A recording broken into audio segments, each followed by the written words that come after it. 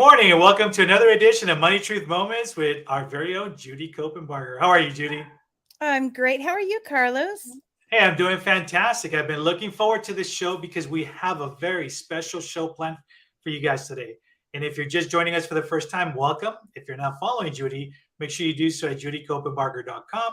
We have the website up as well, so make sure you follow her. All of her social media links are on there. And also, there's a lot of wealth of information and resources that we're going to discuss a little bit later on in the show. But let's talk about today's special show. We've talked about a lot of great content, a lot of great stories of individuals and so forth. So one of the things that we wanted to make sure that we brought up today for those folks watching is, where are they now? Some of you have followed us from the very beginning.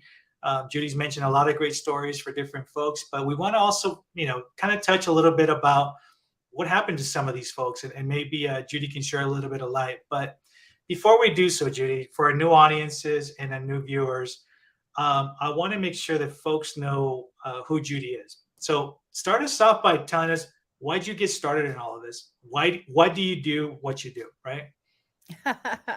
Why do I do what I do? I think it's the impact that I get to have. I've been blessed to be in the front row, helping people develop their financial futures and their family and create wealth and manage it and give it away and bless their families with it. And just being able to have a hand in that, just helping them technically and helping them ethically do that. It's just been so powerful. And after decades and generations of some of these families I've been able to work with, you see the fruit. You see where they start and you see their journey, and you help direct that journey so they can avoid mistakes and optimize what they're doing. Spend less money in tax, spend less money in fees, and then that's more for their family to grow, for their ministries to grow, for them to take care of their loved ones and the causes that they care about. And that's really, really impactful for me. And I say, the short answer to why I do what I do is legacy and making a difference.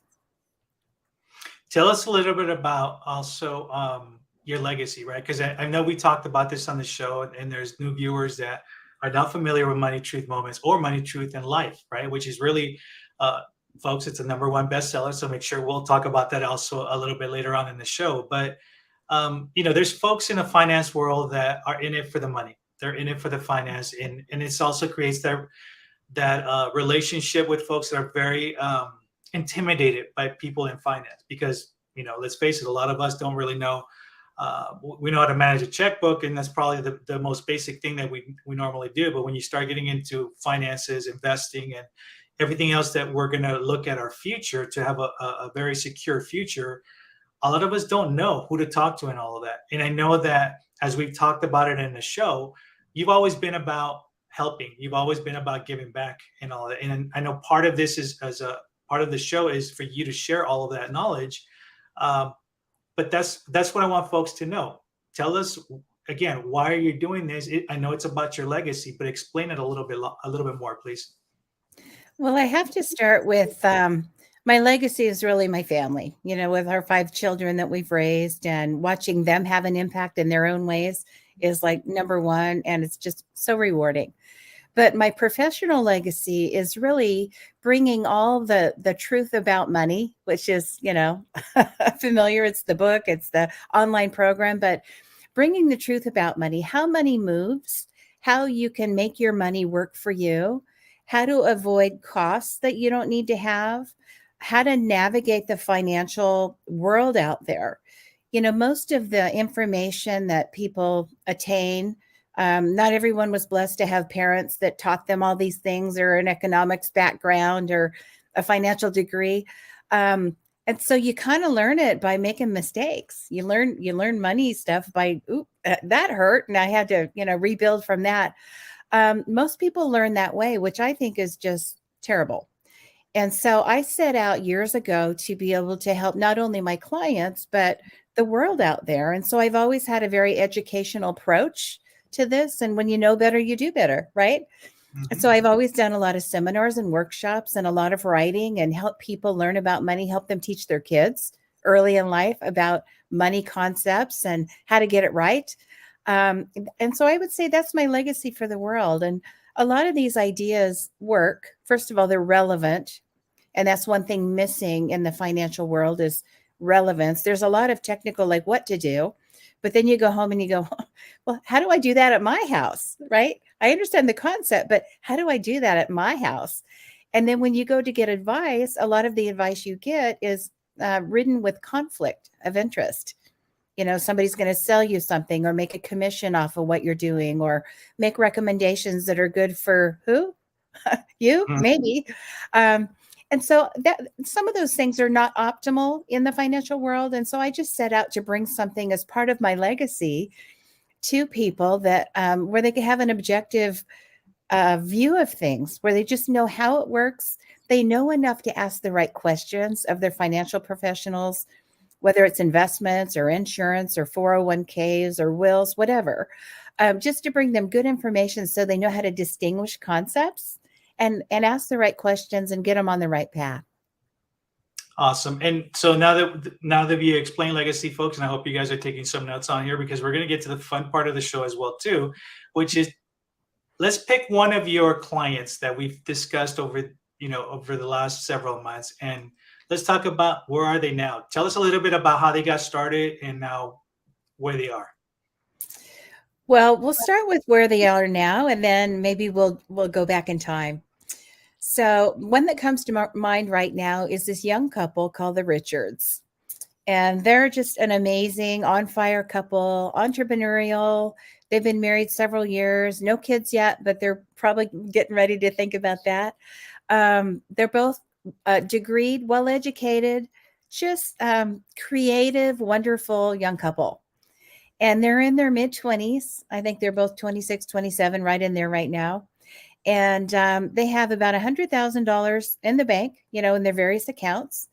They each have over $25,000 in their retirement accounts, and they're not even getting started yet. And that's where they are now. And they just have goals, they have plans, they have a very detailed spending plan, and they help other people do that because they've just mastered it. And the concepts that we worked on together as they were coming up, even before college, but through those college years, they worked.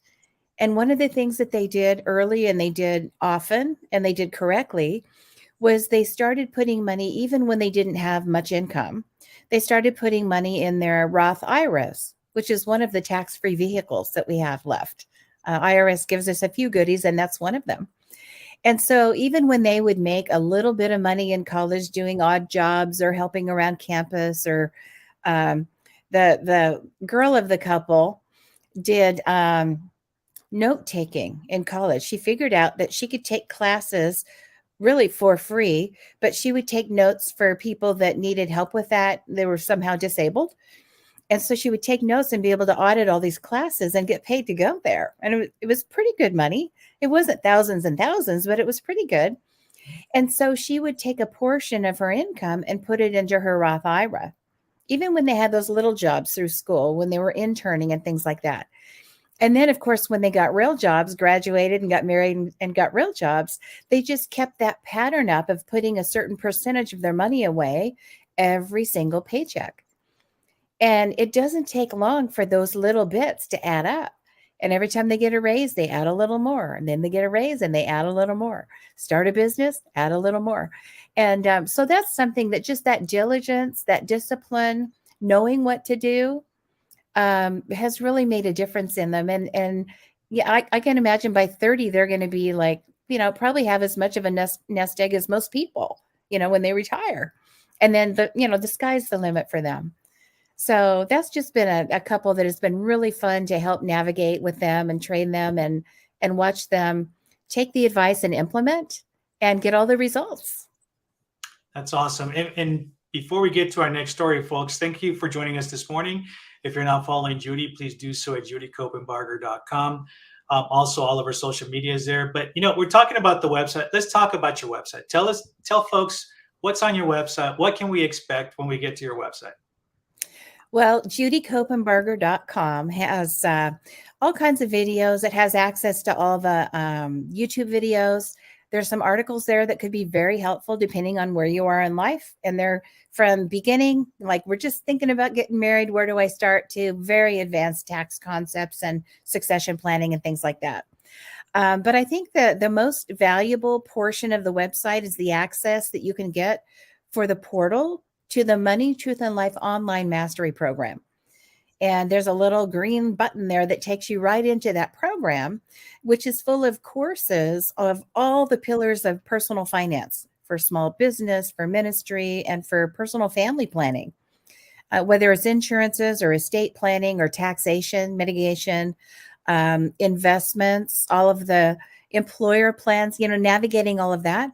There are courses in all of those areas, and you can take a class at a time, or you could take the whole course in each area. But it's full of information that's very relevant, very practical. It's full of stories of, people that did it well, people that didn't do it very well. And so sometimes it's just helpful to learn from, someone else's mistakes, so you don't have to go make it. And I've had the feedback over the years of people that will watch these videos, take notes, maybe read the book or part of the book. And then it's like, you know what?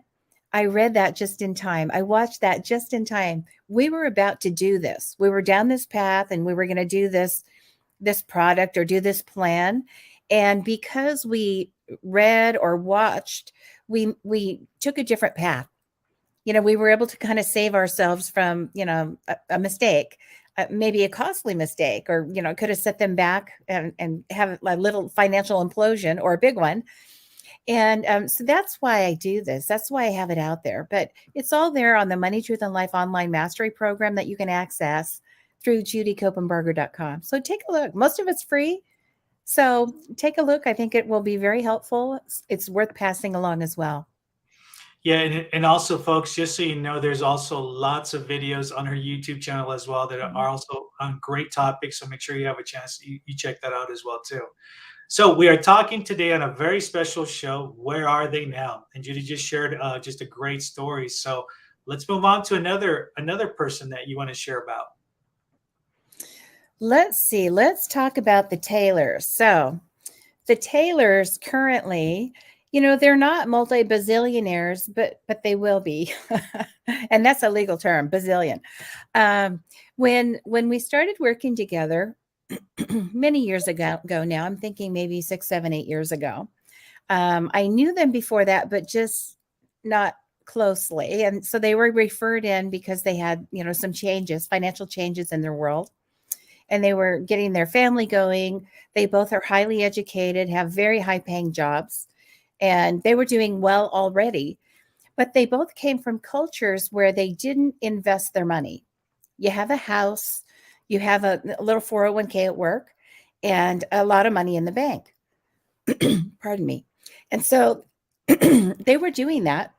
They had quite a bit of cash, which, wasn't doing anything. The interest was so low.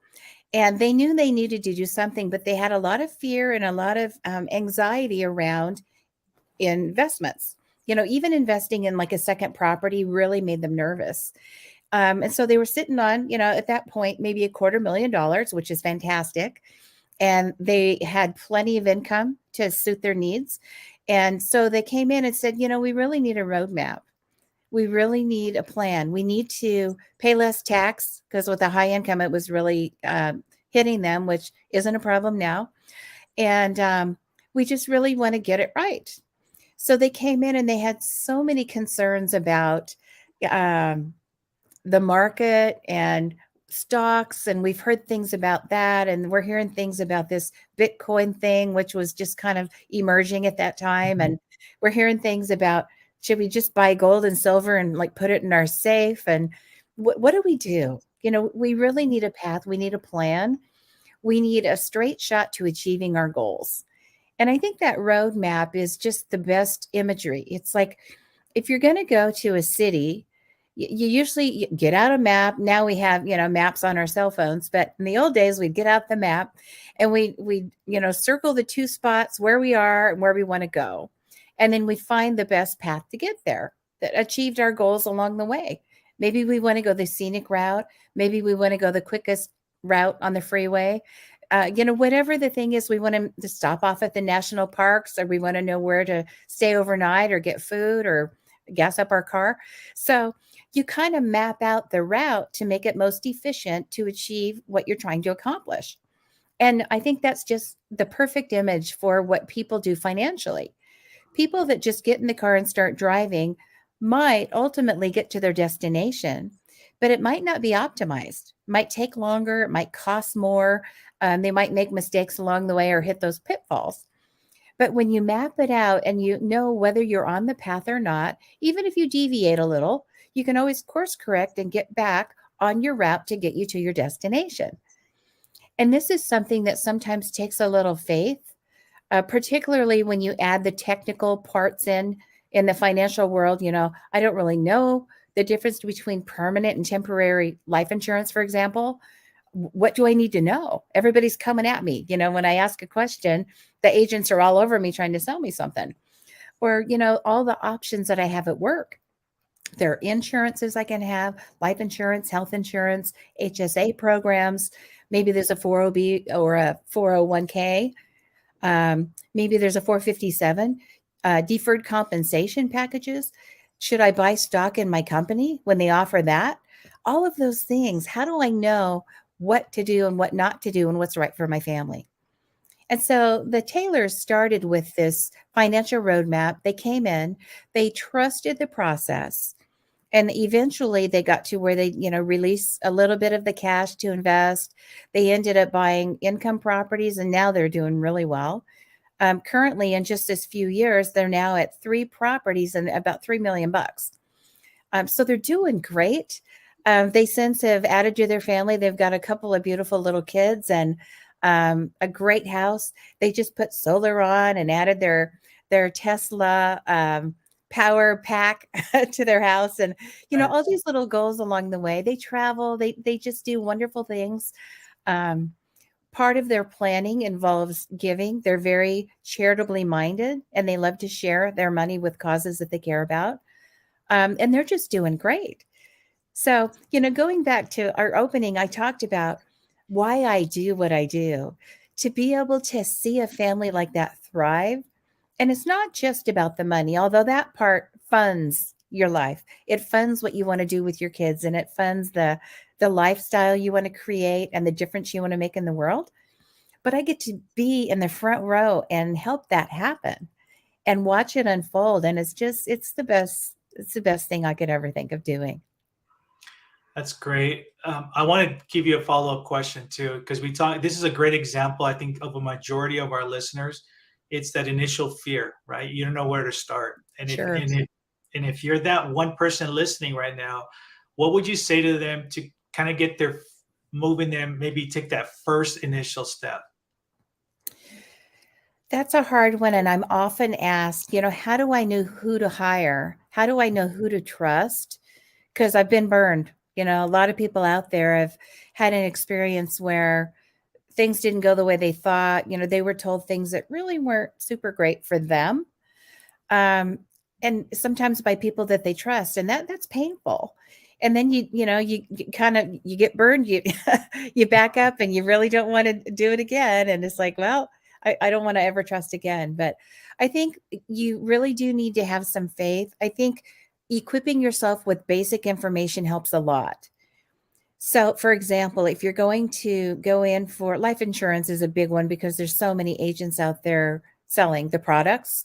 And it's done on a kind of a development scale where everyone who deals in insurance for the most part is an agent, and they're in sales. It's the sales part. Which is just good to know. But when you know the distinction of the different kinds of life insurance or health insurance, and you know how the money moves inside of those products, just the basics of that. You don't have to have a degree in that, but just to have the basics. Then when someone is sharing, some quotes with you or trying to, help you purchase some or whatever, you'll know the questions to ask and how to make sure the decisions are right for you. Not just what the illustrations say, but how it will unfold in your life. But it's hard to know. Even if you hire an attorney, if you hire an accountant, in every profession, whether it's a professional, technical profession, or someone that's just going to come fix your pool, right? Or blow and go in your yard. They're good, bad, and somewhere in between. So I think vetting helps. Working with referrals helps. If you know someone who is successful, ask them who they're working with and what kind of advice they're getting. If you have family members that are doing well and you trust them, ask them. Sometimes credentials, you can look for certain credentials, like hiring a fiduciary when it comes to investments is a whole lot better than hiring, for example, someone at the bank who they're wealth managers. They're taught to sell securities, but they don't have to do by law the right thing. Their job is to sell securities and make money for them and for the bank, which is not a bad thing, but you just want to know that. So a fiduciary, someone who's more on the planning side, if you're at that point where you need planning, can be helpful. If you're just starting out, I would say education is the best thing. Which again, points right back to, read the right books, look for an objective opinion. I think the Money, Truth, and Life Online Mastery Program, not to just be, kind of self-promoting, but it's just great basic information that'll help you ask the right questions. It's not costly. It's a little time investment, but it'll help you learn enough to know what you don't know to keep you out of trouble when you're hiring someone. So That's great. hopefully that will be helpful. Yeah. No, and that's great advice because, like I said, a lot of folks also are in that fence. They don't want to take that first step for that fear. Is how do we Mhm. get them? And Judy just explained that too. So we're coming to that my favorite part of the show, and you know what that is.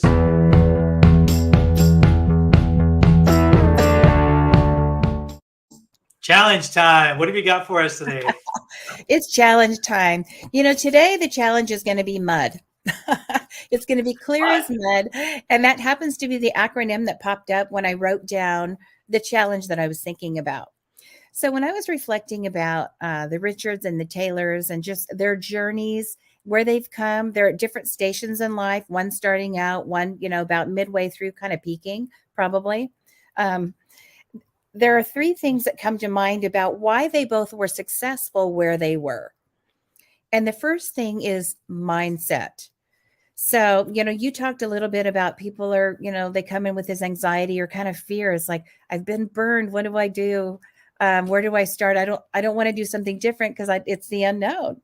Mhm. So the first thing is mindset, you know, getting a can-do attitude and then clearing away all of the negative stuff that may have been in that financial space. I made mistakes. I have shame around that.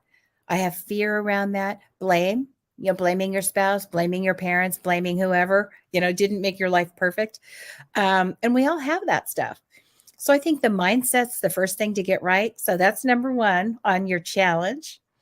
The second thing is gaining understanding. So knowledge for yourself, whether it's, reading a book, taking a class, watching a video like this, learning something that will help you avoid a mistake or make the right decision, but also being able to not only rely on your own knowledge, but the support of other people, professionals who can help you, successful people in your neighborhood, in your church, at your work, people who are doing it right and not just on the outside, but on the inside, and finding out what they do and finding out who they work with and what they do.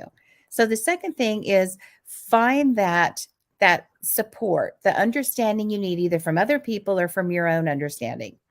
And then the final thing is diligence.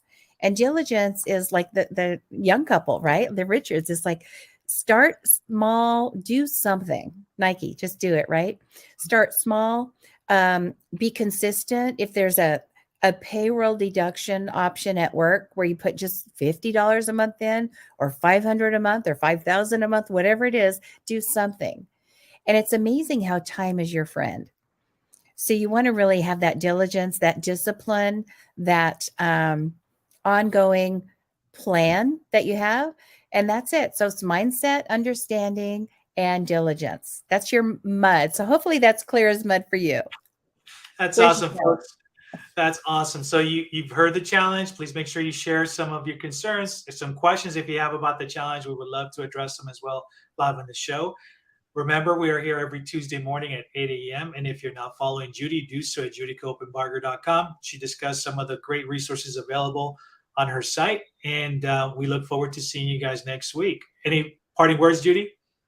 Make it a great week and be diligent. You can do this.